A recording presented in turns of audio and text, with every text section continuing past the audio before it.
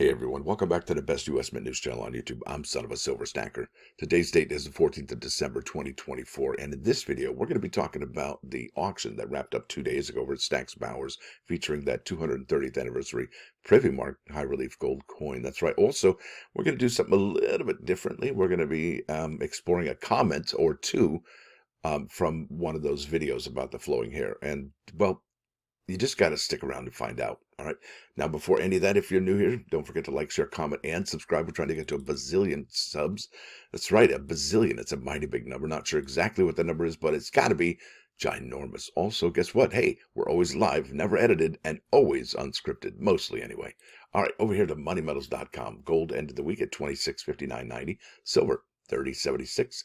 Platinum at $944.65. And palladium at $994.30. You're looking at, oh, Dr. Copper, there he is. End of the week at $4.15.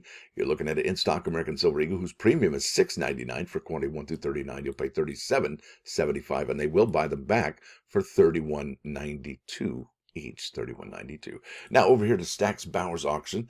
Just wanted to touch base on probably a couple different coins, and then we'll move on to the comments. Now, see here, we have 231 lots, and one lot is actually this here, so we're going to kind of just ignore that. First lot sold for $440,000, and Mystic Costanza, well, he sent a screenshot of the sale, and that is it right there. That's the PCGS graded Proof 70 Deep Cameo Flowing Hair first of 230 struck, sold for $440,000, and that was lot 001. All right. Thing is, who bought this? Was it an organization? Was it one collector? And look at the increments here. Internet bid 320, 340, 360, 380, 400, 420, 440. And they weren't shy. All right. Also, the other one I wanted to, well, let's talk about this a little. Is this going to be in a museum? Is this a museum piece? And you know, it came with the canceled die. It came with that, that little woodcraft they had there with the two dies coming together at each end, smashing the coin in the middle, striking the coin either way. Yeah, that's probably something that would be interesting to find out. Now let's go back over to Stack's Bowers quick like here. I think here we are. Now, the 230th anniversary Privy Mark with the 230, right? The last one struck. That sold for $90,000. And I thought that was pretty interesting, seeing how it was the very last one. And it was a Proof 70. The two before it were a Proof 69, and they didn't sell for, well, you know what? Let's go over to one of the comments. I got to show you what, basically the Mint made about $8.5 million this day. And did they get over pretty good? Absolutely. They had a pretty decent payday for only selling 230 coins. Think about that, folks. Selling 230 coins for $8 million. Now, obviously, you know, there's coins. One could be worth $8 million, and one coin could be worth face value, right? So let's consider that. Now, I wanted to say that when we got close to the end of the auction, probably maybe number 214, 215, I think people started realizing that this was the end of the line. And maybe, just maybe, some of the auction prices were up by $1,000, $2,000. So let's go here to, well, I can't, you know what, let's do Proof 69. That's probably easier. We're going to sort it that way. And there it is. So 34,000, and that is the 188th coin. 202, 212 sold for 32. And like I said, when they started getting up a little higher, it seems like they were paying a little bit more for it. 31, 8th, 28th, 31st, 32, 57th, 172nd, 196, 199, 200, 228. Yeah, $30,000. And that's a Proof 69, folks. Could you imagine paying that much money for a Proof 69? And in fact, are you okay with, well, having any of these coins in any grade? Maybe a Proof 68 would be okay too, right? And isn't it something that the Mint didn't strike any of those? So I think that says a lot as well. Now let's go over to eBay. One more stop here. Bang. There it is. This is eBay, and we have here 230th Flowing Hair Privy, and I have it sorted price, shipping highest first. I have completed listings and sold listings, and we have one here. It's been a minute since I checked this. Yeah, $49,999. And what's interesting is that we don't see the high relief gold coin with the privy mark paired up with a companion medal. Not just yet, anyway. And I would imagine if we did see that, it would probably be a $60,000 investment for somebody. That's probably what I'm thinking. And it'd be cool to see those in a museum. And maybe, just maybe, at the fun show, somebody will have these on display and I can get a photograph or see them in person. Because I can't, I mean, I have the silver medal. I didn't get the privy, but it is amazing. Look at that, $9,800 for a signed COA. And that sold November 21st, folks. That is an incredible amount of money. It really is. Now, let's keep on keeping on. I want to show you two things. First things first, this is Numismatic of America coin collector, I imagine, 1464. And it's a bit of a rant, but that's okay. I think a lot of people feel this way. And if you do feel this way, you know, you can feel free to comment below. And really, a lot of people blame the United States Mint Director, Miss Ventris Gibson. A lot of people don't want to call her honorable. There's a lot of stuff going on there, right? And that's why I'm here, to kind of just suss out everything and kind of look at everything and objectively, not subjectively. And yeah, let's get to it. He says here, I've heard before that you call the U.S. Mint Director Honorable Gibson. I surely don't. I don't know what he says here. I think he's trying to. I don't want to paraphrase, but here I'm going to try. I don't think she's trying to lie to the average coin collector, or maybe he's saying she is lying to the average coin collector. On her video, she said that she was listening to the collector and mints coins for them, right? Connecting America through coins. She is straight out laying to the average collector, or I imagine lying. All these coins, including the 2024 flowing hair, I would imagine, not 2020, 2924. Let's get a time machine. That would be a heck of an anniversary. Flowing hair, high relief gold coin privy mark. It is catering to the dealers and other high-end millionaires. The average collector does not have a chance against them. This is absolutely not catering or listening to collectors. She should be removed and replaced by someone that truly cares about the U.S. citizen collector. Now, folks, do you agree with this statement this gentleman or this person is making? Should she be removed, and for what reasons? And are those valid reasons? Are they objective reasons? Are they subjective reasons, right? And you could have both, probably. He says here, I will never call her honorable because she is not. Well, okay, that's your prerogative. But as far as technicalities go, well, we know, right? When you cater to other dealers and millionaires, you are not honorable. This needs to stop. Dealers should not be able to order before collectors. Okay, I'll talk about that in a second.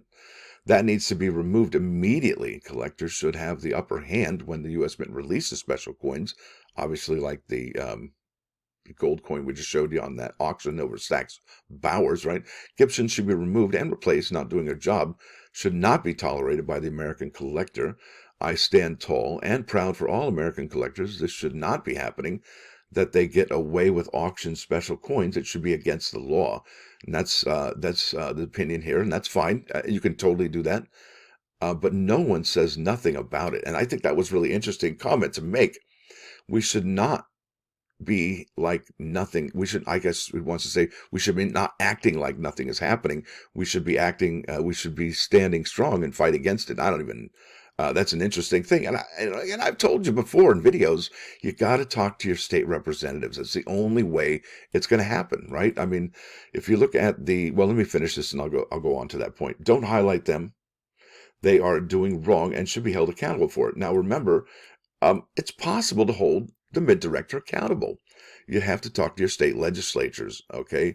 Whether they be the state senators or in the House of Representatives, you can call them and say, hey, you know, I have some concerns at the United States Mint, and then address them accordingly. Maybe you want to write them down, 1, 2, 3, 4, 5, and have them in emphatic order, save the best for last. And at that, because look, remember back in 2021, when those Morgan and Peace dollars came out and it was a complete debacle, and Director Ryder lost his job because of it? Yeah. Well, look, there is accountability, okay? There really is. We just have to step up and do something, and not think that, you know, nothing is being able. Something can be done, right? You just can't sit on your laurels and hope somebody else does something. Now, let's go over here real quick. Like, I want to talk about the advanced requirements for the advanced bulk purchase program, folks. If you had the money, you would probably, and you were a coin collector, you may or may not want to get into this because there's some things that are really kind of, well, I wouldn't agree to it. It says here to qualify, and this is Search Labs AI overview, to qualify for U.S. Mint's Advanced Bulk Purchase Program, the ABPP. And folks, I don't think this program should be a thing. And also, the Mint doesn't really disclose who they are, right? And it's kind of like, wait, what? So I like a little more sunlight in my government deals, my Mint deals. That would be nice. But here we go. Sunlight is good, right? Disinfectant. All right. Applicants must typically be active members in good standing of the Numismatic Bulk Purchase Program. That's another program. What? For at least 2 years, right? So it's like a clicky click. For at least 2 years, demonstrate a minimum annual revenue of $500,000 over those 2 years, and have a history of complying with the Mint's return policy, meaning a low rate of returns on their purchases. In fact, I think if you return too many things to Costco, they might cancel your membership. So I think that's similar to that. Not all Mint products are available through this program, and only a limited percentage of limited edition products are allocated to ABP participants. Yeah, but they do get some, right? And that's the thing. All right, key points. Here we go. Must be existing member, must demonstrate that. But here we go. Benefits, early access. And I think people are kind of perturbed about the ABP getting access to these products before they are available to the general public. They can also purchase larger quantities of specific products compared to standard retail sales. So if we only can get 1 or 2 or 3 or 4 or 5 of an item, and they can get like 99 or 100, right? Okay, so these are objective, okay, items, not subjective, all right? Pre-sale ordering may be able to receive shipments in advance of the official on-sale date. That's on-sale date. Did I say on? Anyway, like Stexia, it strikes here and there. Now, what I'm trying to say is, ever since this program happened, we see the advanced labels. So the Mint had created another label with all these pre-sales to before the general public could get it, right? Advanced delivery, right? Think about that. And some of those are like the most expensive coins out there. And that the Mint did that. Thank you. All right, let's keep on keeping on. Now, here's the thing. Oh, yeah, let's go to 2 down. Yeah, this guy right here, Oahu, Hawaii, 2141. And I dig what he's done here. Says here, and I did this as well, but this is clearly amazing. I extracted the 2024 Flowing Hair Gold Coin Live Auction data. Coin number 1 sold for 440,000, and others are currently at 11,000 or more. Okay, well, here is the bottom line here, folks. All right, the Mint, all right, there we go, made 6.4 million. All right, that's 183 coins at about 35 each, right there. And then the proof 70, 183. Other total average 1.2. I probably didn't write that down right, or not write it down, say it right. So you look at here, the 6.4 plus the 1.2, that's what the Mint got. And then you have that $8 million bucks. That's a good bit of money for 230 coins, folks. So there's the proof 70s and there's the proof 69s, 45 and 183 total and average. That is remarkable, folks. Remarkable amount of money. There you go. Now let's keep on keeping on. And I think other people have oh, you know what? I'm going to make this real quick, and people have said this all the time to me about the American Women Quarters and how the United States Mint is not representing the people. Now, I just popped in on the Google machine, prominent American women, said Harriet Tubman, Susan B. Anthony, Amelia Earhart, Rosa Parks. I don't know why Mary Curie's on there. So I think she's French. Ida B. Wells, she's on American Women Quarter. Sojourner Truth. And then, obviously, look at, who else could have been on there? Lucille Ball, Martha Washington, Jackie Kennedy, Helen Keller. Yeah. So obviously, some of the American Women Quarters, people are upset about some of the nominees, some of the honorees.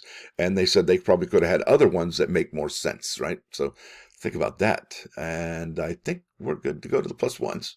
All right. This is Proverb 1, 20 and 21. Wisdom sings out in the street. It gives forth its voice in the squares. It cries out at the head of noisy throngs. At the entrances of the gates in the sea, it speaks its words. And I believe what that means is wisdom of the Lord's teaching is not limited to the place of worship and study hall. It appeals to people in the midst of everyday life. Have you ever had an epiphany in the middle of a interesting conversation or watching a certain situation go down? Yeah, that's called right there in that moment. It sings out in the street right there. You've just been saying to. All right, now over here to 99.9 KOI Coin News Radio. This is Incubus. Pardon me. while I, you know what. All right, there it is. So I want to thank y'all for coming. Thanks for dropping by. Don't forget to hit that like button. And if you do like what you hear and see, sub the channel. It's absolutely free. Also, consider becoming a member. And I am getting out those Christmas cards today or Monday. I promise. It's just been so, well, preoccupied with health and junk like that. Anyway, appreciate y'all. Stacker out.